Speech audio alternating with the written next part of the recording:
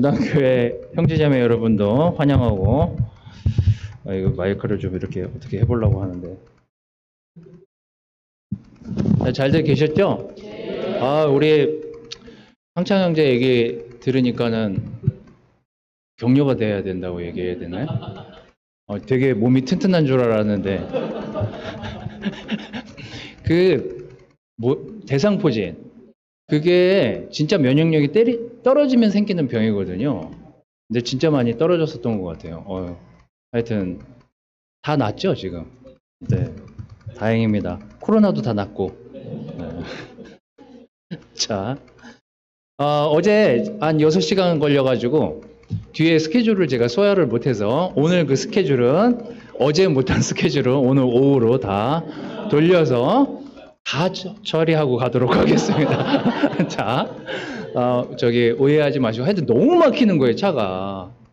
제가 너무 좀 짜증이 났는데, 중간에는. 하여튼, 집에서 출발해서 한 2시간 반 동안 동네 한 5km도 못 나온 것 같아요. 고속도로 빠져나오는 데만 2시간이 걸렸어요. 고속도로 진입하는 데만. 거기다가 강원도로 막 여행 가는 사람이 많아서 그런지 중간에 이제 갈림길 중부 타는 데까지 여주까지 하여튼 너무 시간이 오래 걸렸어요. 거기 빠져나오는 데. 하여튼 여러분을 만나러 오기가 그렇게 힘들었다는 거, 그것만 좀 알아주시면 되겠습니다. 네. 지용쌤이가 저 뒤에 와 있네. 깜짝 놀랐습니다. 자, 하여튼 오늘 또 말씀을 또 전하러 왔으니까 여러분들하고 같이 말씀을 나누면서 저희가 요즘 이제 보고 있는 것, 또 제가 요즘 분당교회에 전하고 있는 말씀을 이어서 여러분들하고 좀 가르칠까 합니다. 말씀을 좀 전하려고 하는데, 저희는 요즘 공간복음, 마태, 마가, 누가, 요 세 개의 복음서에 나오는 그 이야기들을 비교해 가면서 어떤 것들은 왜 같이 봤는데 다르게 썼고, 또 어떤 것들은 왜 이 사람만 이렇게 강조를 해서 썼을까, 이런 것들을 좀 이제 제가 보면서 설교를 하고 있습니다. 분당이나 대구나 저는 이제 늘 첫 화면을 뭘로 할까를 항상 고민하거든요. 너무 아름답지 않아요? 하지만 길이 보이진 않아요. 저 숲 지나서 무언가가 있을지, 대구교회의 미래도, 분당교회의 미래도 아름다워 보이고 좋은 형제자매들이 있지만, 그 안에 무엇가 있는지, 들어가면 뭐가 있을지, 전 요즘 그런 생각들을 많이 해요. 우리의 내년, 2년 뒤, 우리가 뭐 코로나 때문에 한참 혼란을 겪고 지나왔잖아요. 그런 것처럼 알 수 없는 미래를 향해서 우리가 가고 있는데, 대구도 분당도 우리 모두 다 이 알 수 없는 미래를 하나님과 함께, 또 하나님을 사랑하는 형제자매들하고 이 알 수 없는 미래를 함께 해 나간다면 저는 놀라운 하나님의 일들이 대구나 분당에 일어나지 않을까라는 생각이 들어서 첫 화면을 저걸로 한번 해봤습니다.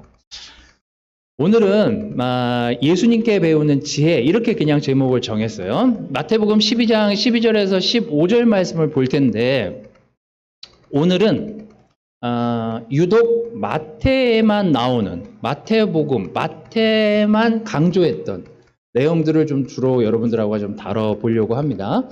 왜냐하면 이 마태복음은 여러분도 아시다시피 유대인들, 그 당시 율법학자들, 바리새파 사람들, 뭔가 좀 지식이 있고 뭔가 사회 지도층들에게 알려주고 싶어서 그들을 중점으로 그들을 교화시키기 위한, 예수님을 그렇게 알리고 싶기 위한 마음으로 쓰여진 책이기 때문에 굉장히 정교하게 쓰여져 있습니다.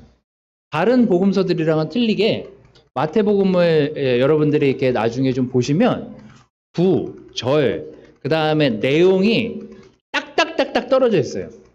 7개, 7개, 5개, 5개, 막 3개, 3개 이렇게 정해져서 내용들이 딱딱딱딱 떨어지게 나와 있어요. 여러분들이 이제 그건 나중에 이제 여러분 보시면 될 거고. 자, 이제 분당교회에서는 설명을 했지만 공관, 이 세 복음서를, 요한복음 빼고 이 세 복음서를 공관복음이라고 하는데, 한자를 아시는 분들은 하나 공자잖아요. 하나 된 공자. 관은 뭐죠? 볼관자잖아요. 하나로 보는 거예요. 이 세 사람이 마태, 마가, 누가가 예수님하고 같이 다니면서 같이 본 거예요. 그래서 관점이 같아요. 영어로는 시놉틱이라고 하는데 보는 눈은 같아요. 같은 걸 봤지만 각각 성격도 다르고 자기가 보고 해석한 게 다르다 뿐이지, 그래서 이 세 복음서의 내용이 어떤 내용은 같은 내용인데 각기 관점이 약간씩 틀리게 쓰여지긴 했지만 어쨌거나 예수님의 제자로서 같은 사건을 겪고 기록한 내용들이 중복돼서 많이 나와요. 그래서 이거를 공관복음 이렇게 얘기하고 있습니다. 그래서 이제 저렇게 생각하시면 돼요. 같은 관점을 가진 사람들이 각기의 성품을 가지고 기록을 했구나. 이제 이렇게 생각하시면 되겠습니다.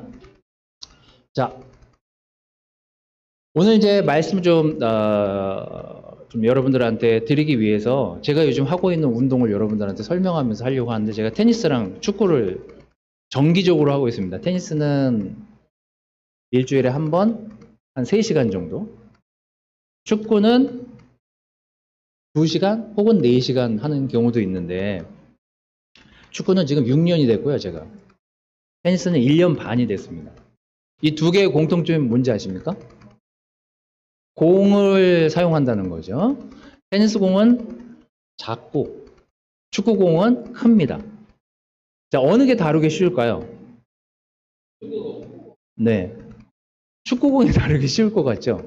둘 다 다루기가 힘들어요. 자, 제가 지난주에도 굉장히 좀 짜증이 났었는데, 저랑 같이 좀 배운 다 형제들이에요. 저랑 같은 시기에 배운, 지금 이 형제가 이 레슨을 들으면 기분 나빠할지도 모르겠지만 수준이 저랑 비슷하다라고 저는 생각하지만, 하여튼 이 친구랑 저랑 우리 코치 선생님은 김영철 선생님이에요. 근데 한 구력이 한 20년 정도 되시는 분인데, 근데 이제 저희가 좀 1년 반 정도 돼서 볼이 이제 좀 어느 정도 익숙해지다 보니까 이분하고 이제 시합을 해요. 그러면은 보통 6게임 정도를 하거든요. 한 게임을 6게임을 하는데, 6게임을 하면 한두 게임을 이겨야 되잖아요. 그리고 저희는 둘이 하잖아요. 복식 경기로 저희는 둘이 뛰고 저 코치 선생님은 혼자 뛰는데 이길 수가 없어요. 그 이유는 그분은 자기가 원하는 대로 공을 넣을 수가 있어요. 저희는 저쪽을 원하지만 공이 글로 안 가요. 근데 축구를 해보신 분들은 아시겠지만 축구도 그래요. 그래서 저는 요즘 국가대표 축구 경기를 보면서 굉장히 겸손하게 축구 경기를 봅니다. 저는 절대 선수들을 욕하지 않아요. 이게 해보면 제가 여기서 제호한테 공을 보내는 것도 힘들어요.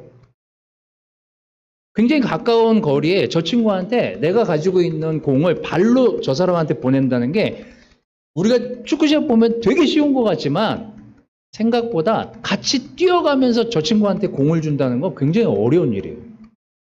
그럼 뭐예요? 우리는 축구나 테니스를 보면서 욕하면 안 돼요. 우리가 원하는 곳에 공을 보낼 수가 없어요. 축구도 마찬가지고 테니스도 마찬가지예요. 근데 우리가 예수님을 배우는 이유 중에 가장 근본적인 이유는, 마태가 예수님을 보면서 야, 이거 진짜 놀랍다, 예수님이. 어쩌면 이렇게 여기 지금 이 시대를 살고 있는 저들하고 이렇게 다를 수가 있을까? 그 관점으로 예수님을 기술한 거예요. 근데 그 기술이 뭐냐면, 유독 마태가 포커스하고 초점을 맞춰서 얘기하고 싶었던 사람이 누구냐면 바리새인들이에요. 그래서 유독 마태복음에는 바리새인 이야기가 굉장히 많이 나옵니다. 그래서 오늘 여러분들이 읽으려고 하는 그 내용은 바리새파 사람과 예수님의 대화예요. 그래서 그 내용을 좀 보도록 하겠습니다. 아까 마태복음 12장 12절에서 15절 말씀인데, 자, 이제 제가 얘기하려고 하는 내용은 붉은색 글씨입니다. 그 내용만 여러분들이 좀 기억하시면 되겠습니다. 이 전체 문장에서 그 내용을 좀 기억하시면서 오늘 하려고 하는 것들을 여러분들이 생각하시면 되겠습니다. 자, 다들 건강하시니까 같이 읽어보도록 하겠습니다. 다 보이시죠? 네. 자, 시작.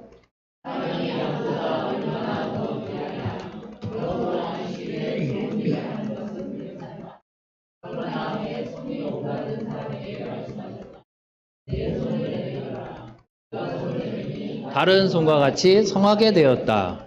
그래서 바리새파 사람들은 밖으로 나가서 예수를 없앨 모의를 하였다. 그러나 예수께서 이 일을 아시고 거기에서 떠나셨다. 그런데 많은 무리가 예수를 따라왔다. 예수께서는 그들을 모두 고쳐주셨다. 자, 그냥 여러분들이 이 전체 내용을 보시면서 바리새파 사람이 아니니까 우리는 이제 이 장면을 한번 떠올려 보십시오. 예수님이 어느 날 안식일에 바람을 고쳤어요. 그리고 병든 사람이었고 아픈 사람이었어요. 그리고 바리새파 사람들이 뭐라고 이전에 얘기했는지는 모르겠지만 반발을 했어요. 그래서 예수님이 그들에게 뭔가를 가르치고 싶으셨어요. 뭘 가르치셨나요? 사람이 양보다 얼마나 귀하니. 그러므로 안식일에 좋은 일 하는 건 괜찮은 거야. 근데 이제 여러분들이 거기에 앉아가지고 바리새파 사람하고 예수님의 대화를 객관적으로 들었어요. 어떻게 생각하시겠습니까? 그럴 수 있네. 뭐 당연하지. 아픈 사람 고쳐야지. 우린 지금 이렇게 생각하잖아요. 바리새파 사람들은 그렇게 생각을 안 하고 있는 거예요, 지금. 뭐라고 생각하고 있어요? 자, 없앨 모의를 해요. 굳이 이렇게까지 해야 될 일입니까, 이게? 아니, 이게 뭐 사람 하나 고쳤다고 그게 예수님 죽일 정도까지 흥분할 일이에요? 근데 바리새파 사람들은 그렇게까지 생각해요. 예수님에 대해서 무슨 억하심정이 있는지 모르겠지만 거기 그렇게까지 생각하는 거예요. 저건 죽여야 돼. 왜 이렇게 됐을까? 자, 아까 제가 테니스 축구 얘기를 했지만 예수님이 굉장히 놀라운 것 중에 하나는요. 그 당시 바리새파 사람들, 율법학자들, 제사장들 굉장히 지식인들이고 놀라웠던 사람들이지만 사람들의 마음을 움직이는 거에 실패한 사람들이에요. 근데 예수님은 바리새파 사람들한테도 진실을 얘기할 뿐만 아니라 그들이 바뀌길 원해요. 어떤 관점으로? 사람을 사랑할 수 있는 관점으로. 근데 이거를 알아채지 못해요. 그래서 첫 번째, 예수님이 그 바리새파 사람들에게 얘기하시고 싶어 하셨던, 가르치고 싶어 하셨던 게 뭘까? 마태가 예수님을 보면서 야, 진짜 놀랍다라고 이 바리새파 사람들과 예수님의 대화를 제일 많이 기록한 이유가 뭐냐면 저 사람들이 자기 태도를 볼 줄 모르는 거야. 저게 예수님과 대화를 나눈 많은 사람들 중에 깨닫지 못하는 사람들의 유일한 차이구나. 저래서 마음을 사지 못하는구나. 그걸 기록하고 싶었어요. 그래서 제가 좀 전에도 얘기했다시피 제가 읽어볼게요. 사람이 양보다 얼마나 귀하냐. 우린 납득이 되잖아요. 설득이 되잖아요. 우리는 저 얘기 들으면. 그러므로 안식일에 좋은 일을 하는 게 나쁜 게 아니야. 그걸 해야 돼. 내 손을 내밀어라. 그가 손을 내미니 다른 손과 같이 성하게 됐대요. 고쳐졌어요. 그러면 이제 여러분들이 또 관객으로 앉아 있어요. 기뻐요? 슬퍼요? 화가 나요? 기쁘죠. 예수님은 사람들의 눈치나 사람들에 대한 성향을 보면서 여기선 이렇게 해야 되겠다, 저기선 저렇게 해야 되겠다. 이런 분이 아니었어요. 이게 옳은 일이야 라고 했을 때 그 옳은 일을 사람들한테 가르치고 설명해서 그 일이 왜 지금 이루어져야 되는지를 지휘고하를 막론하고 설명하고 그 일을 행하셨던 분이었던 거죠. 그래서 많은 사람들이 예수님을 따라오기 시작해요. 그 많은 사람들 중에 어떤 사람은 자기 태도를 본 사람들이 있고 어떤 사람들은 끊임없이 예수를 괴롭히고 죽이려고 해요. 왜요? 둘의 차이가 뭘까? 한 사람은 자기 태도를 볼 줄 아는 사람들. 한 부류는 전혀 예수님의 이야기를 귀담아 듣지 않는 부류. 바리새파 사람들은 밖으로 나가서 예수를 없앨 모의를 하였다. 저기 뒤에 김현지 자매가 지금 열심히 통역을 하고 있는데, 자, 이 바리새파라고 우리가 읽는 성경에 나오는 이 단어는 굉장히 오래전부터 사용됐던 단어예요. 지금 저 김현지 자매가 얘기하는 단어가 막 저는 쏙쏙쏙쏙 막 지금 발음이 엄청 좋아가지고, 자, 저거 이제 읽어주십시오. 큰 목소리로. 헤러시 맞아요? 네. 자, 이게 히브리 말이에요. 그리고 헬라어로 변형돼서 쓰여질 때도 똑같이 쓰여졌어요. 그리고 지금도 써요. 이 단어를. 그리고 그 옆에 단어도 한번 세라가 좀 읽어주시겠습니까? 아니, 저기 있잖아요. 페러시, 그 옆에. 히포크릿. 네. 맞아요? 네. 자, 이 두 단어를 똑같이 쓰는데요. 이게 무슨 단어냐면 위선자라는 단어예요. 위선자. 그리고 제가 저걸 명사로 어제 찾아봤더니 명사로는 경건한 척 하는 사람을 저런 단어로 쓰는 거예요. 페러시라는 단어로. 자, 그러면 지금도 쓰이고 있어요. 저 단어는. 자, 뭐예요? 그냥 기본적으로 바리새파, 우리가 알고 있는 바리새파 사람들은 그때나 히브리 말로 기록됐을 그 시점이나 헬라어로 기록됐을 그 시점이나 지금도 위선적으로 자기의 마음의 태도를 드러내지 않으려고 하는 사람들의 공통된 특징이 뭐냐? 바리새파 사람 같다는 거예요. 이게 뭐냐면 마태는 예수님하고 그 바리새파 사람들의 대화를 끊임없이 보면서 야, 어쩜 저렇게 자기를 못 보나? 신기하네.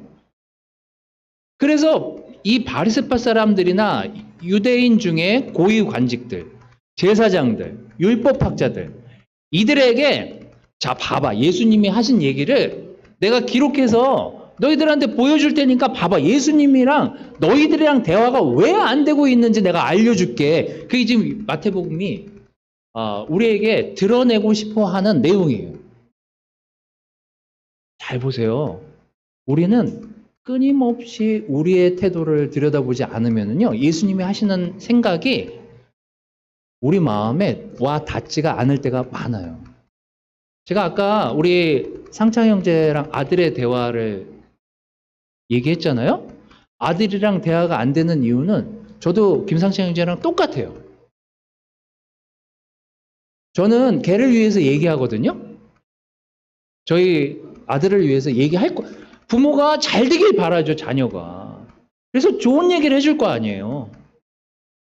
근데 그 얘기를 버리는 친구는 누구예요?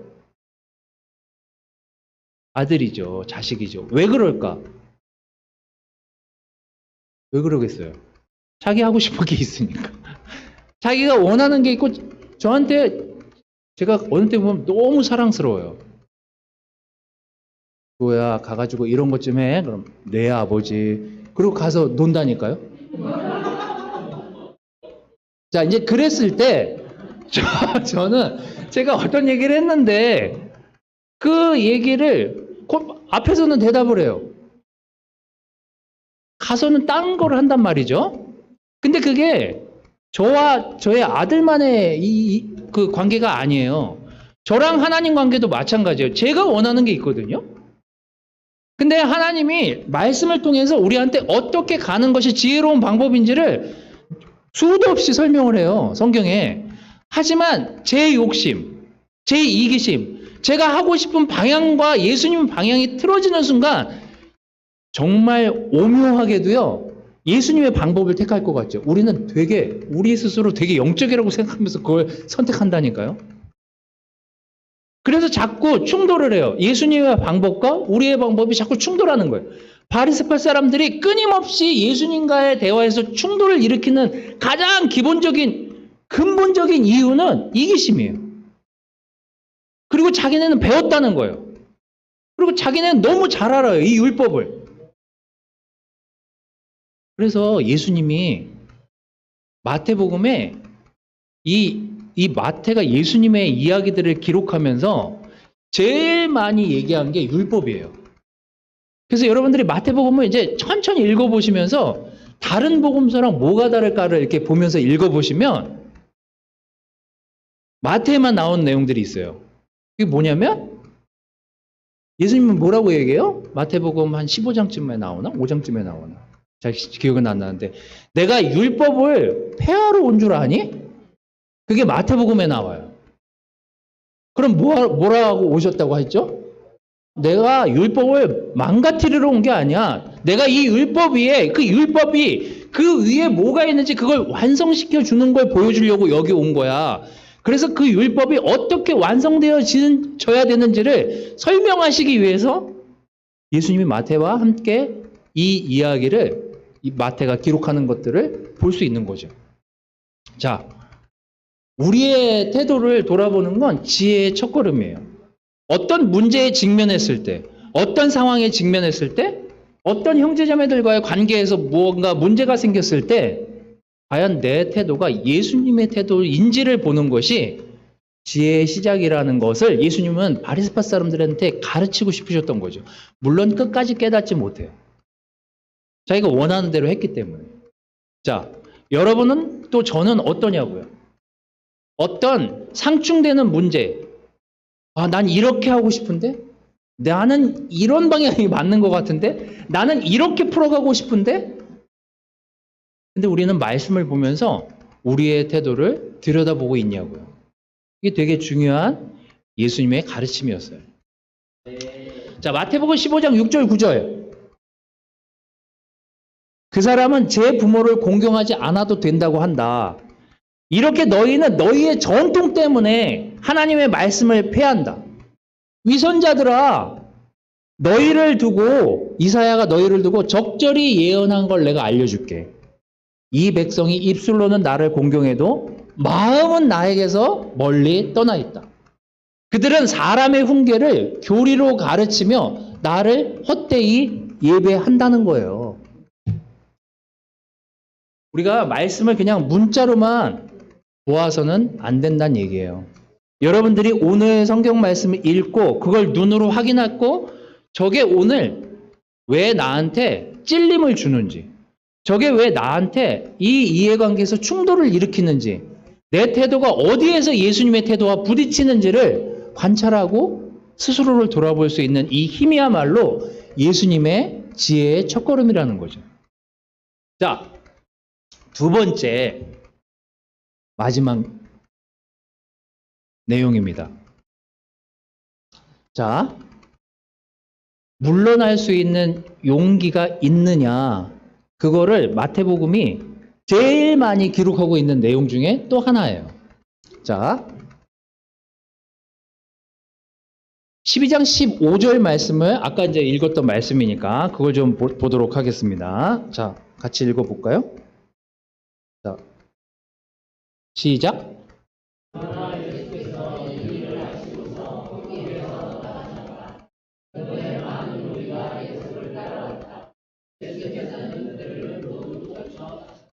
네, 저 떠나셨다라는 말이 군대의 용어예요. 자, 그냥 여러분들이 생각하기에 저 떠났다는 말이 군대 용어로 어떻게 쓰였을까? 저건 뭐 그냥 못 읽으셔도 돼요. 후퇴. 맞아요.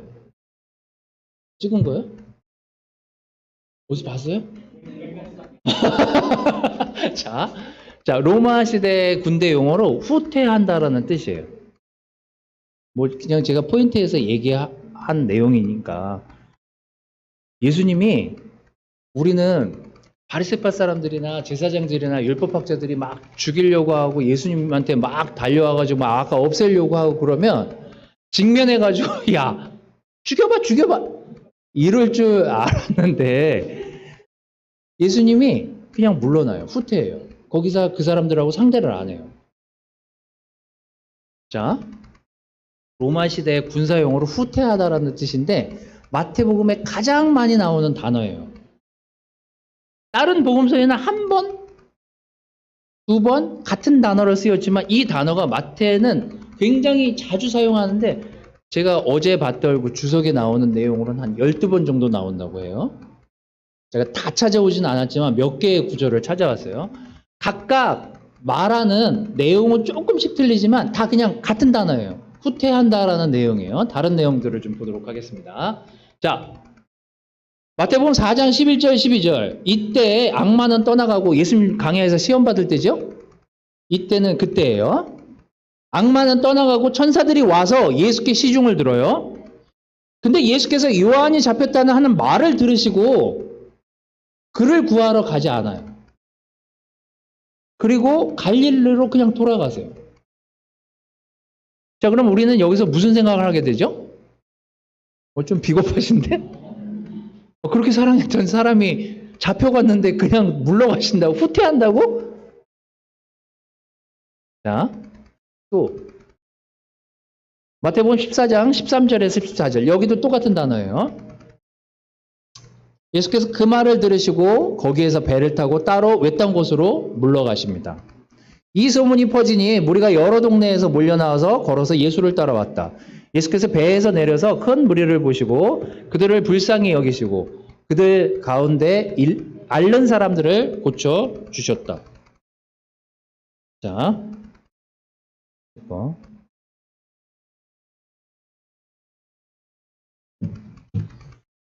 자, 여러분들이 이제 이 내용을 보시면서 이 앞에 세 개의 문장에서 공통된 부분을 찾을 수가 있습니다. 뭘까요? 제가 지금 읽었던 이 앞에 앞으로 이렇게 좀 보여드려요? 후퇴할까요? 뒤로? 자, 여기. 자, 이 뒤에 내용이 좀 잘리긴 했지만 요 내용하고 요 내용하고 요 내용하고 자, 그 다음에 다시 요 내용.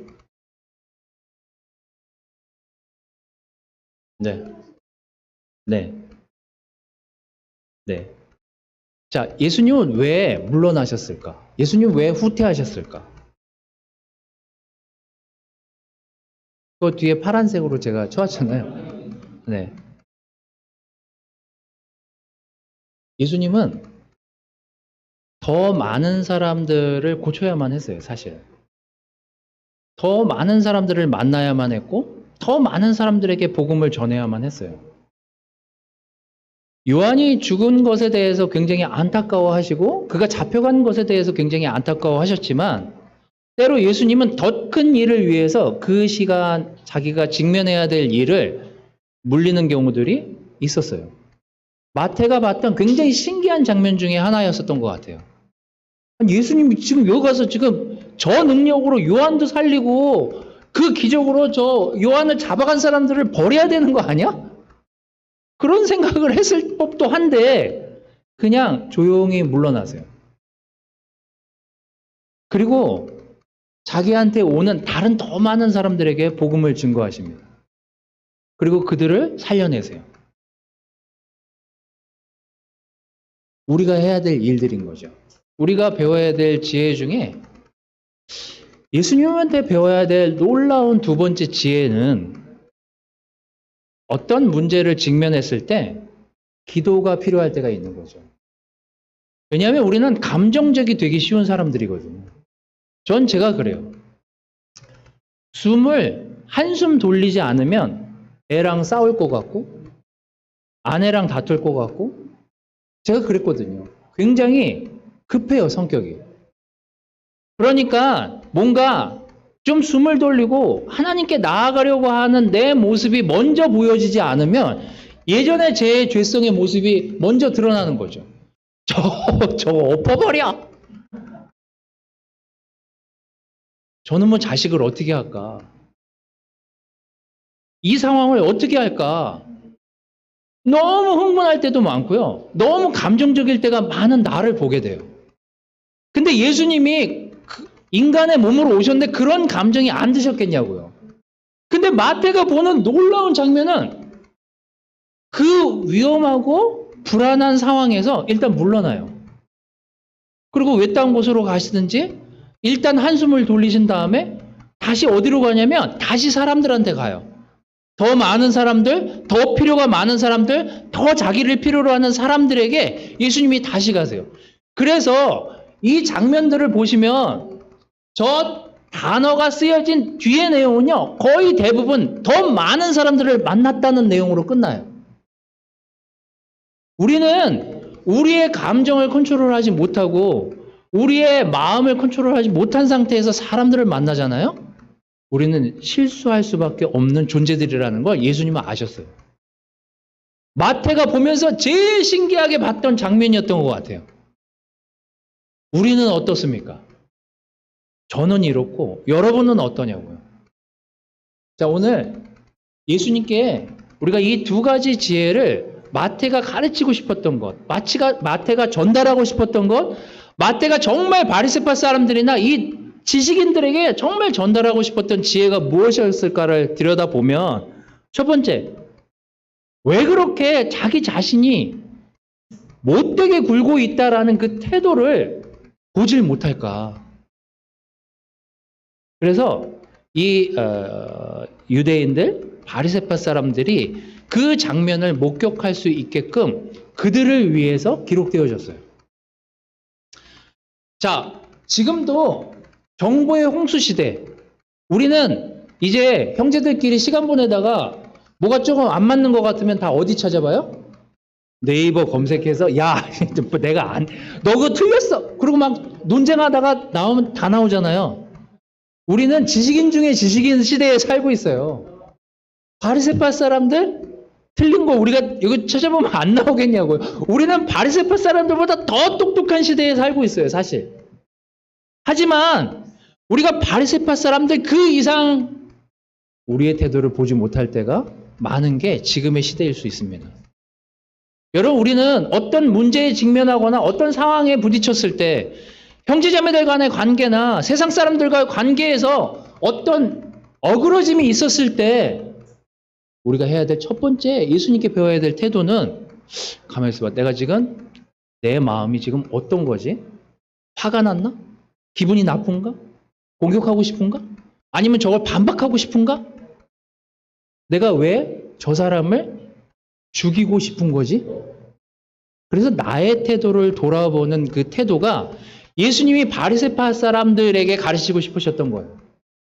두 번째, 막 문제에 직면해서 그 문제를 바로 그냥 싸우고 흔들고 해결하려고 하는 게 아니라 어느 때는 내가 물러나서 기도해야 될 때인가 보다. 내가 지금 잠잠히 하나님이 지금 이 상황을 왜 나에게 허락하셨는지를 물러나서 볼 수 있는 용기, 믿음, 시간이 필요하다는 것이요.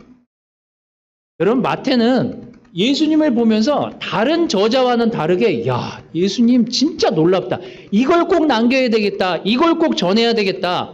라고 하는 여러 가지 내용들 중에 마태복음에만 나오는 이 두 가지 내용은 우리가 오늘 예수님의 지혜를 배워보는 좀 단초가 되지 않을까라는 생각이 들었습니다.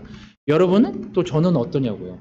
우리가 오늘 예수님께 놀라운 지혜를 배우고 우리가 그것을 마음에 담아두고 다시 여러분들이 있는 직장이나 가정으로 돌아가셨으면 좋겠습니다. 오늘 여러분들은 여러분의 어떤 태도로 이 자리에 나와 계십니까?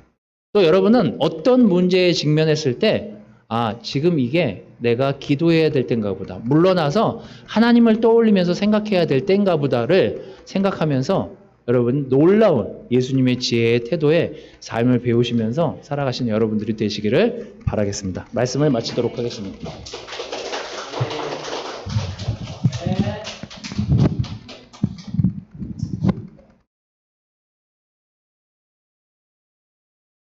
아멘.